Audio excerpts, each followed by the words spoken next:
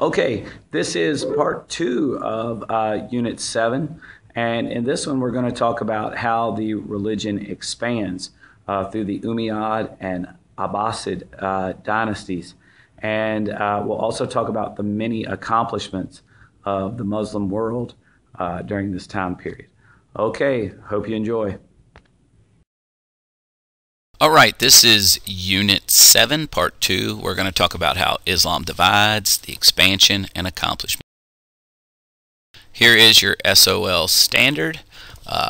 As you can see, it's going to talk about how conquest and trade help spread Islam.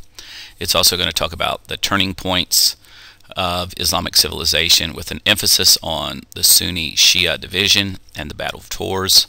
And then we're going to talk about some of their contributions, both culturally, scientifically, during this time period. Okay, so remember that we left off with Muhammad being in total charge in 630 ACA. He had conquered Mecca and basically established a monotheistic religion that was very powerful with an army. And so after he dies, the first series of leaders are called caliphs, which means successors to the prophet. And the first couple are, relatives of Muhammad, and everything goes pretty well. And then the third caliph, Uthman, is killed. And so there becomes a battle for who is going to be the next caliph. Many of the followers want another one of Muhammad's relatives named Ali to become the successor or caliph. But then there are still a greater number of people, or a large number of people, who want a different person to be named the caliph, and his name is Muawiyah. And so basically a civil war starts, and this civil war will lead to a division in Islam. And those who want to have Muhammad's family, or Ali, are going to be called Shia or Shiite Muslims. They also believe that the Quran should be interpreted by the Imams, which are prayer leaders. And so those are some of their key factors.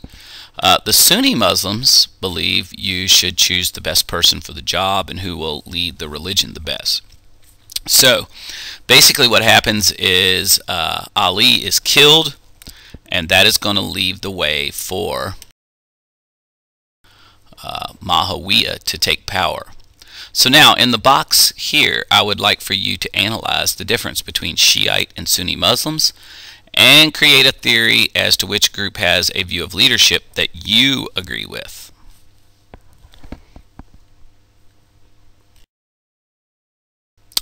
Okay, so Muawiyah won the civil war, and he establishes what is known as the Umayyad Dynasty. And one of the things that happens during this phase of Islam is something called the jihad. Now, we hear about jihad all the time in the news today, and one of the biggest things is that jihad by the Quran is supposed to be the defense of Islam. Because according to the Quran, you're not supposed to force anyone to convert. But those who die in a jihad defending Islam are supposed to be granted instant entry into paradise or heaven. Now, the other thing that Muawiyah does is he establishes the capital of Islam as Damascus, Syria. So it's no longer Mecca or Medina, but it's moved to Damascus, Syria. Okay, now obviously the Umayyads had that army, and Muawiyah and his followers in the Umayyad dynasty are going to spread Islam across Asia and Africa and into Spain. It is the major geographic extent of this first Muslim empire that allows it to have so much influence over the Mediterranean region and into Asia. Truth is that the Muslims may have advanced all the way into Europe if they had not been stopped by a Frankish leader named Charles Martel, and it's a famous battle called the Battle of Tours. And without that happening, who knows how far the Umayyad dynasty would have spread Islam into Europe. They also conquered Jerusalem during this time period, and while there, they built a structure known as the Dome of the Rock. And it, of course, is known as a holy site for Muslims now as well. Some Muslims contend that Muhammad actually ascended to heaven at this spot. But as you can see, looking at the map, the Muslim empire during the Umayyad Dynasty spreads tremendously, mainly through conquering at this point. Now, trade is also going to play a big role in why it's able to go as far as it did, but they also conquer with their army. Okay, so in your notes, you want to talk about creating a theory as to why Islam spread so quickly across Africa and the Middle East. Right here. Alright, but as you know, all things come to an end, and the Umayyad Dynasty is eventually going to be defeated by a group of non-Arab Muslims called the Abbasids, or they are going to build up their forces and overwhelm the Umayyads. They will move the capital of Islam to Baghdad, and this dynasty will last for 500 years. It will not be defeated until 1258, when they're going to be defeated by the Mongols. Yes, the Mongols, that great group from our crash courses, which cover an incredible territory. Keep in mind that they conquered China and Russia and even into the Middle East, as you can see with the Muslim dynasties of the Middle East. Okay, but the Abbasids also did some cool stuff culturally. Architecturally, some of the things that you need to know that they built was the Dome of the Rock, located in Jerusalem. Their artwork primarily focused on mosaics. And keep in mind, it was against the Quran to put images of God or Muhammad. So often you will see Muhammad with no face in some of the Muslim work. It's also why so many Muslims got upset with South Park and certain comics in newspapers several years ago, to the point where there were riots around the world. The Arabic alphabet is going to be developed under the Abbasids, and they're going to start a university system to train their scientists and mathematicians. Also, the translation of ancient texts into Arabic happens during this time, especially the works of the great Greeks and Roman scientists and philosophers and mathematicians. They're all going to be interpreted into Arabic, which allows them to survive.